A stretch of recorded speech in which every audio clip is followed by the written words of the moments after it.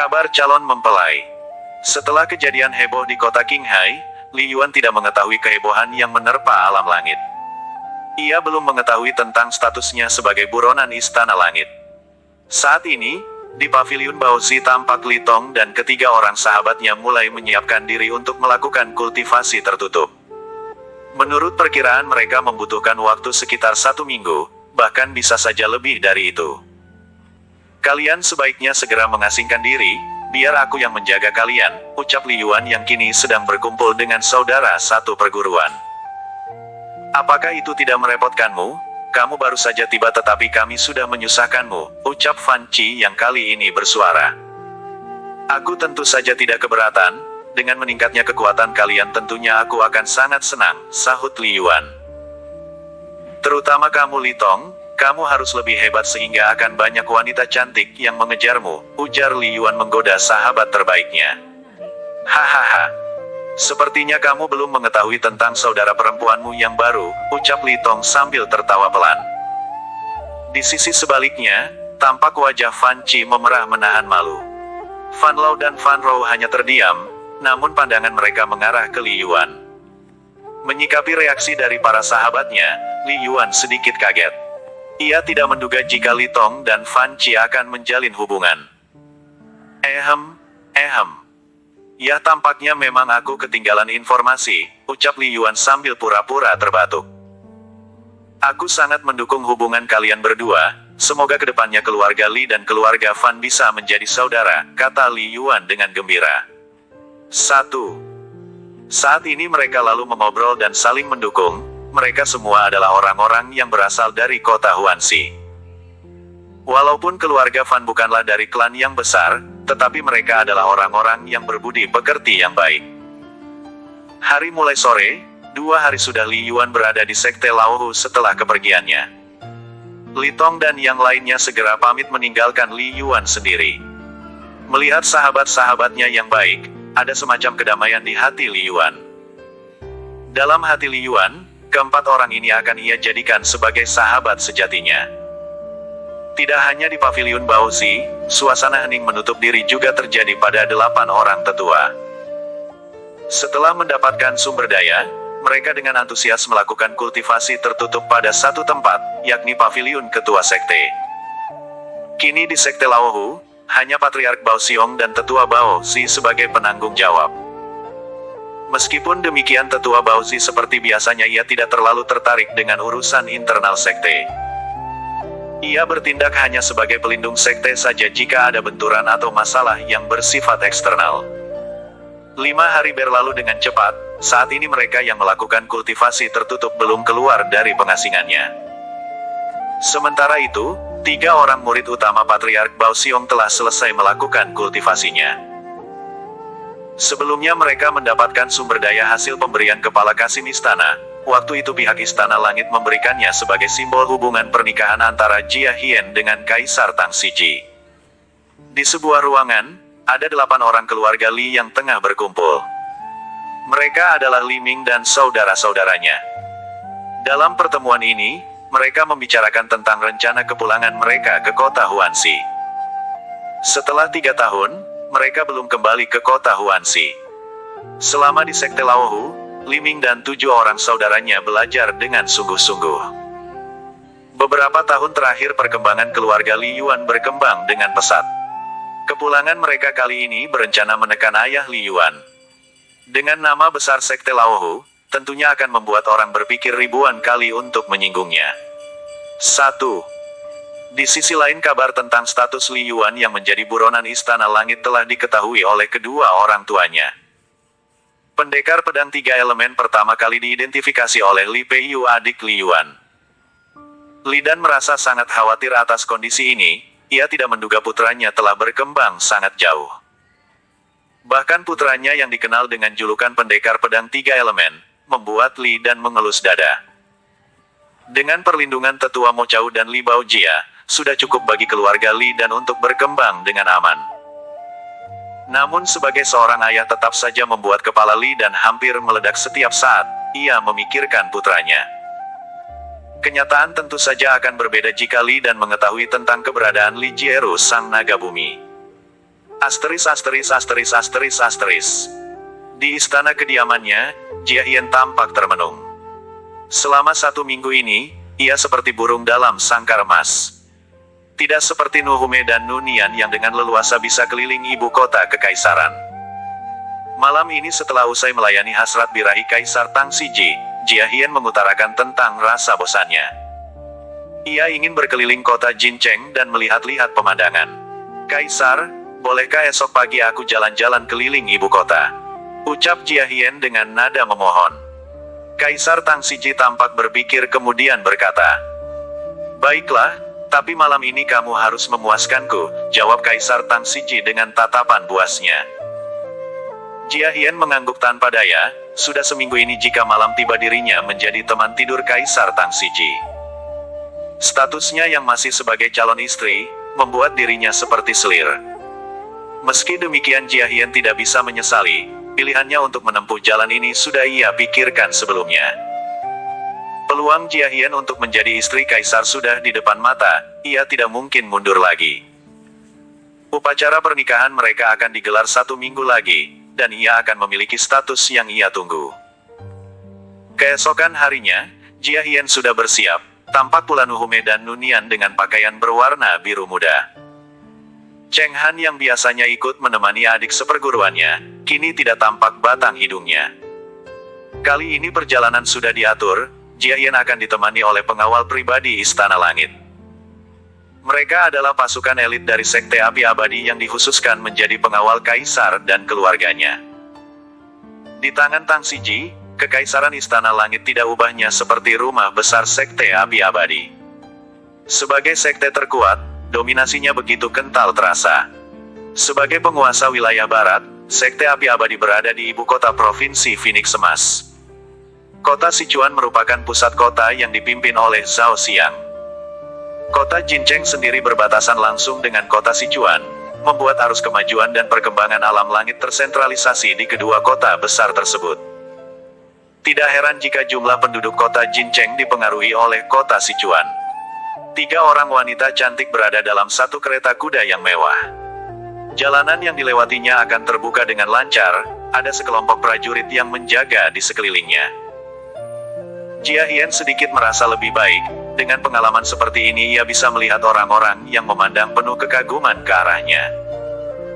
Tiba di alun-alun kota, Jia Hian dan kedua sahabatnya merasakan aneka kuliner serta jajanan khas kota Jincheng. Mereka bertiga masih berusia menjelang 20 tahun, banyak pernak-pernik aksesoris wanita yang menarik perhatian mereka. Saat tiba di salah satu kedai makanan yang cukup besar, Jia Hian melihat sebuah poster pengumuman. Perlahan ia membacanya dengan tenang, berita tentang pengumuman status pendekar pedang 3 elemen membuatnya sedikit terusik. Kota Qinghai tentu tidak asing baginya, namun nama pendekar tersebut terasa asing baginya. Di sampingnya ia melihat Nuhume dan Nunian yang tengah asyik menyantap makanan yang baru saja disajikan. Mereka tampak lahap, mengabaikan Jia Hian yang sedang bingung. Seperti jamur di musim hujan. Waktu kembali berlalu dengan cepat, tak terasa sudah 10 hari berlalu. Semenjak para tetua Sekte Laohu melakukan kultivasi tertutup, Patriark Bao Xiong sedikit lebih sibuk dari sebelumnya. Hari ini para ketua Sekte Laohu sudah keluar dari tempat pengasingannya.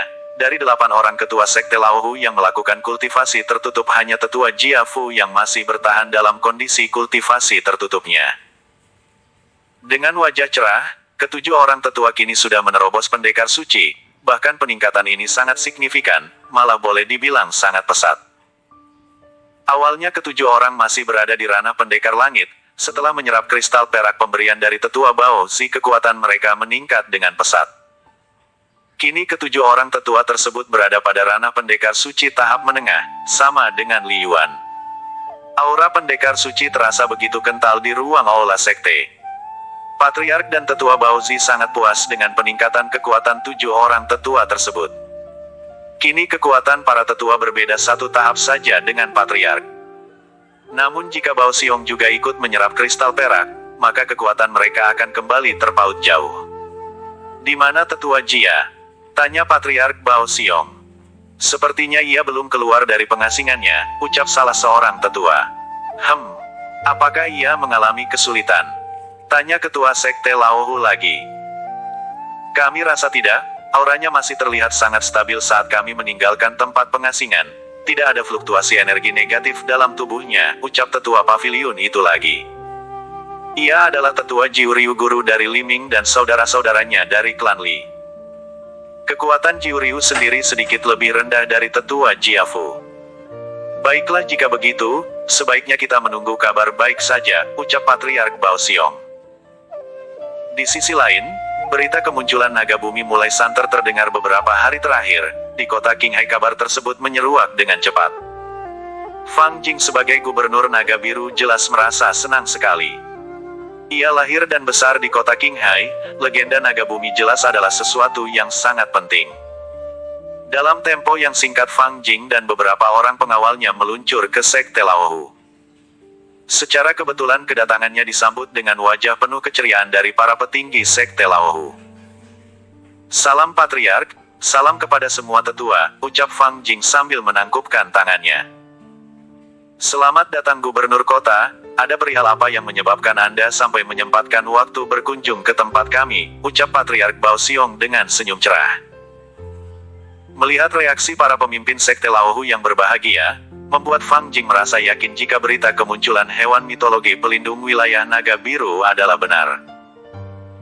Justru aku merasa sangat terhormat bisa hadir dan diterima dengan baik di sini, sahut Fang Jing dengan sedikit perasaan aneh.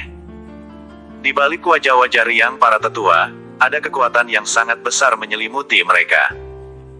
Hanya pengawal pribadi Fang Jing yang merasakannya, punggungnya mulai berkeringat dingin. Sebagai pendekar suci ia dapat merasakan kekuatan yang sangat besar dari tetua dan ketua sekte Laohu. Aku mendengar bahwa naga bumi sudah bangkit dari tidur panjangnya. Apakah berita tersebut benar? Tanya Fang Jing dengan ekspresi penasaran. Berita yang Anda dengar tidak salah. Hanya saja kemunculannya begitu mendadak dan hilang kembali dengan cepat juga, ucap Patriark Bao Xiong. Meskipun demikian aku sangat senang, setidaknya ia sudah muncul dan menjadi pertanda baik bagi wilayah selatan, ujar Fang Jing sambil mengangguk senang. Kemudian mereka berkumpul dan membicarakan hal-hal lain terkait perkembangan kota Qinghai, terutama setelah kedatangan jenderal besar dari kota Jincheng. Kedatangan Wan Sui adalah untuk menggantikan Xie Taizong. Fang Jing menceritakan secara langsung tentang asal-usul Wan Sui yang sebelumnya bertugas sebagai kepala keamanan kota Jincheng. Patriark dan para tetua hanya menggelengkan kepala, keberadaan orang-orang sekte api abadi seperti menjadi mata-mata Kaisar Langit. Menghadapi situasi seperti ini membuat kebanyakan orang merasa tidak nyaman. Demi menjaga hubungan baik, sekte Laohu tidak mempersulit lamaran Tang Siji untuk memperistri Jia Hien. Tetapi Kaisar Langit tidak memberi muka sama sekali kepada sekte Laohu. Harapan Patriark Bao Xiong adalah agar salah satu tetua dari sekte Laohu bisa mengisi posisi Jenderal Langit. Setelah beberapa saat kemudian rombongan Gubernur Fang Jing meninggalkan sekte Laohu. Di dalam perjalanan pulang menuju kota Qinghai, tiba-tiba pengawal pribadi Fang Jing bersuara. Tuan, apakah ketika tadi saat di sekte Laohu, Tuan dapat merasakan aura dari para petinggi sekte? Iya, aku dapat merasakan aura yang sangat kuat. Tidak hanya berasal dari Patriark dan tetua Baozi, tetapi seluruh tetua lainnya, sahut Fang Jing. Mereka semua sudah berada pada ranah pendekar suci. Kekuatan mereka berada pada tingkat yang sama denganku, ucap pengawal pribadi tersebut. Apa? Ucap Fang Jing, kedua bola matanya hampir melompat keluar. Ternyata mereka mendapatkan keberuntungan yang sangat besar. Kekuatan mereka tumbuh merata seperti jamur di musim hujan. Ini juga berarti kedatangan naga bumi sudah bisa mereka taklukkan. Hahaha, ucap Fang Jing yang diikuti suara tawanya yang cukup keras. Dalam hati gubernur kota tersebut merasa bangga jika sekte Laohu bertambah kuat. Hal ini tentu akan mengurangi tekanan dari Istana Langit melalui Jenderal Wang Sui. Hanya Fang Jing yang mengetahui jika selama ini keberadaan jenderal besar hanya mengeruk sumber daya dari Provinsi Naga Biru. Bahkan dalam sudut pandang Fang Jing, pernikahan murid sekte Laohu dengan Kaisar Langit adalah suatu bentuk kebodohan.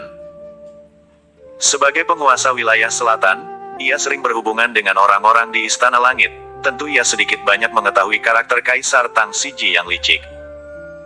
Hanya dari luar saja tampilan Kaisar Tang Siji begitu terhormat, namun ia menyimpan sisi kelam di balik jubahnya. Di seluruh sekte Laohu, berita kenaikan tingkat para tetua belum banyak yang mengetahuinya. Setelah pertemuan di aula sekte, para tetua segera kembali ke paviliun masing-masing untuk beristirahat dan kembali menstabilkan kekuatan mereka. 1. Saat ini di paviliun tetua Baozi, tampak Li Yuan terlihat dengan wajah gembira. Ia menyaksikan Li Tong dan ketiga sahabatnya yang lain sudah selesai menjalankan kultivasi tertutupnya.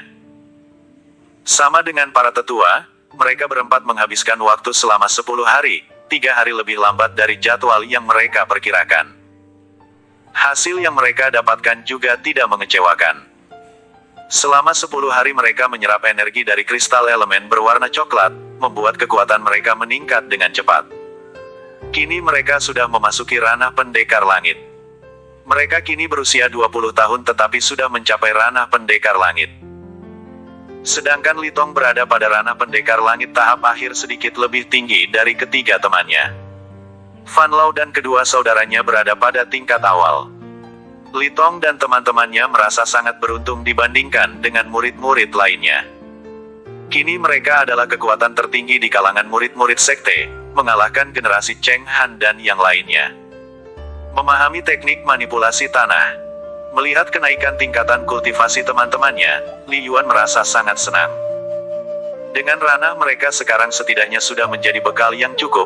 Mengenai perkembangan ke depannya itu bergantung pada kemampuan dan bakat mereka. Tetapi Li Yuan yakin dengan para sahabatnya tersebut, hanya menunggu waktu saja. Di sudut sebuah bangunan, ada sepasang suami istri yang berdiri tegak. Keduanya tampak termenung, terkadang terlihat tertawa. Tetua Baozi dan istrinya, menatap lurus ke arah para muridnya. Sebagai pasangan senja, mereka merasa bangga dengan perubahan yang sangat cepat ini. Li Yuan, Li Tong dan yang lainnya sudah dianggap cucu oleh mereka, alasan itu juga yang membuat paviliun Baozi tidak lagi menerima murid baru. Selamat atas peningkatan kalian semua, suara tetua Baozi yang tiba-tiba terdengar di tengah Li Yuan dan yang lainnya. Salam hormat guru, ucap mereka semua dengan kompak. Hahaha. Aku sangat bangga pada kalian, ucap tetua Baozi sambil menghampiri dan menepuk pundak mereka satu persatu. Sudah waktunya bagi kalian untuk mempelajari teknik tingkat tinggi sekte Laohu.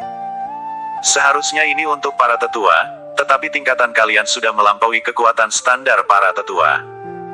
Meski demikian, aku tidak mau kalian menjadi besar kepala. Ingat semua juga berkat bantuan saudara kalian, Li Yuan, ucap tetua Baozi dengan sungguh-sungguh. Baik guru, kami tidak akan mengecewakanmu, ucap mereka, lalu memandang Li Yuan. Saudara Yuan, kami tidak akan melupakan jasa baikmu terhadap kami, sambung Li Tong dan yang lainnya. Li Yuan hanya mengangguk pelan, lalu tersenyum dengan cerah. Li Yuan, meskipun kamu berbeda dengan kami mungkin apa yang kusampaikan saat ini bisa memberimu sedikit petunjuk. Aku sebagai gurumu merasa bersalah jika tidak mengajarkanmu pelajaran yang berarti, ucap tetua Baozi dengan serius. Tidak apa-apa guru, banyak hal yang kudapatkan. Semua bermula dari Anda di Gunung Guntur, setelah hari itu banyak kejadian yang kulewati dengan lancar, ujar Li Yuan. Di sekte Laohu hanya Li Yuan sendiri yang tidak memiliki elemen tanah. Keadaan ini tidak banyak diketahui orang. Hal ini juga menjadi rahasia para murid di paviliun Baozi. Setelah apa yang kusampaikan kuharap kalian mampu memanipulasi baru, lumpur, serta kerikil. Batu yang keras bisa kalian lunakkan, lumpur yang lunak bisa kalian ubah sekuat logam. Berat dan ringan wujud suatu benda bisa dimanipulasi tingkat kerapatannya, dalam hal tertentu kalian juga bisa menyerang dari dasar tanah, ucap tetua Baozi dengan konsentrasi. Sementara para murid mendengarkan dengan penuh antusias, terutama Li Tong yang selama ini mengembangkan teknik penguatan tubuh. Spesialisasi Li Tong pada kekuatannya, baik dalam menyerang maupun bertahan. Kini, dengan penjelasan gurunya ia sangat senang. Teknik tingkat tinggi memang sangat ia butuhkan untuk menyempurnakan teknik dasarnya. Setelah kalian memahami dasar-dasar memanipulasi bentuk, selanjutnya kalian akan mampu memahami penguasaan gravitasi. Mirip dengan pengguna elemen angin, hanya saja kalian bisa meringankan tubuh kalian dengan mengurangi kontak terhadap tanah secara langsung. Umumnya cukup sulit, biasanya seiring bertambahnya kekuatan kalian maka semua hal tidak ada yang sia-sia, ucap tetua Baozi. Dari dalam sakunya ia mengeluarkan beberapa salinan kitab yang mengandung teknik elemen tanah. Ada cara untuk membentuk kubah tanah, membentuk manusia golem, bahkan cara bertransportasi di atas dan di dalam tanah.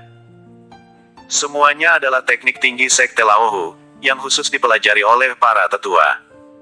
Li Yuan mulai tertarik dengan teknik memanipulasi bentuk. Li Yuan juga mendapatkan salinan kitab yang sama dengan yang lainnya. Setelah membacanya Li Yuan sedikit mengernyitkan mata, teknik tersebut memiliki syarat utama berupa penguasaan elemen tanah. Li Yuan tidak kehilangan akal, ia menggunakan elemen angin untuk menggantikan elemen tanah. Pada dasarnya semua teknik memiliki kata kunci sebagai pengembangan atau pemanfaatan potensi. 1. Melihat Li Yuan bersemangat, tetua Baozi mulai mempraktikkan gerakan-gerakan memanipulasi bentuk. Dengan antusias Li Tong dan lainnya mengikuti. Dari bawah mereka muncul gumpalan tanah, di bawah kekuatan tetua Baozi dalam sekejap gumpalan tersebut berubah menjadi berbagai bentuk. Seperti pedang, palu dan senjata tempur lainnya. Tanah yang semula lembut, bisa menghancurkan batu besar di depan mereka. Kalian harus mengalirkan kekuatan kalian, lalu mendorongnya dengan ki. Penggabungan keduanya harus cepat. Tidak ada celah dalam proses tersebut, ucap tetua Baozi memberi penjelasan. Li Tong dengan sungguh-sungguh mencobanya, tentu bagi dirinya tidak akan sulit. Sebelumnya kekuatan elemen mereka belum terbangkitkan secara utuh, namun sekarang setelah menyerap kristal coklat keadaannya tentu sudah berubah. Dalam satu gerakan Li Tong mengeluarkan gumpalan tanah yang cukup padat, lalu ia mengikuti langkah yang diajarkan oleh gurunya. Plop, terdengar suara saat tanah tersebut berubah menjadi pedang besar. Tetua Baozi mengangguk senang. Fan Lao dan dua orang saudaranya juga melakukan hal yang sama, mereka menggunakan bentuk tombak, belati dan palu besar. Cukup bagus. Hanya tingkat kekerasan dari materialnya saja yang perlu ditingkatkan. Kepadatan atau kerapatan harus lebih kalian perhatikan, ucap tetua Baozi memberikan penilaian. Saat ini Li Yuan dalam keadaan tercerahkan. Matanya yang semula terbuka kini terpejam sejenak, di dalam tubuhnya energi Qi mulai terpusat membentuk pusaran angin. Selanjutnya Li Yuan membuka matanya. Di sekitarnya, dari yang semula tenang tiba-tiba angin berhembus semakin kencang berpusat di sekitar tubuh Li Yuan. Memperhatikan hal ini tetua Baozi dan beberapa orang murid lainnya merasa sedikit kaget. Mereka jelas terkejut melihat pemandangan ini, gumpalan angin tercipta begitu besar menimbulkan desiran angin yang cukup menakutkan. Anak ini memang sangat mengerikan, gumam tetua Baozi di dalam hatinya. 1. Pemahaman Li Yuan selalu lebih tinggi dari yang lainnya, kejutan demi kejutan selalu ia tunjukkan. Tidak lama kemudian gumpalan angin tersebut membentuk sebuah pedang yang sangat besar, terlihat seperti pedang transparan. Li Yuan tidak menghiraukan pandangan dari guru dan teman-temannya, saat ini ia masih berkonsentrasi penuh. Sejurus kemudian Li Yuan menggerakkan pedang tersebut ke arah salah satu batu besar. Dalam sekejap batu itu terbelah menjadi dua bagian. Tebasan pedang tersebut sangat halus, tidak ada pecahan atau butiran dari bekas tebasan tersebut. Pedang transparan juga bergerak dengan sangat cepat, lebih cepat dari pedang yang sebelumnya diciptakan dari bongkahan tanah. Jika pedang yang dibuat oleh tetua Baozi menghancurkan dengan kekuatan material tetapi pedang yang diciptakan oleh Li Yuan menghancurkan batu dengan sangat halus, mungkin ini adalah perbedaan dari dua unsur yang berbeda yaitu tanah dan angin. Kedua-duanya jelas memiliki kelebihan dan kekurangan. Belum hilang keterkejutan tetua Baozi dan yang lainnya, tiba-tiba pedang raksasa tersebut berubah menjadi puluhan pedang kecil lalu semuanya bergerak dengan cepat menuju ke salah satu batu besar lainnya. 1, 2, terdengar suara ledakan yang sangat keras saat menghancurkan batu besar lainnya. Kini pedang-pedang tersebut ikut hancur bersama batu tersebut.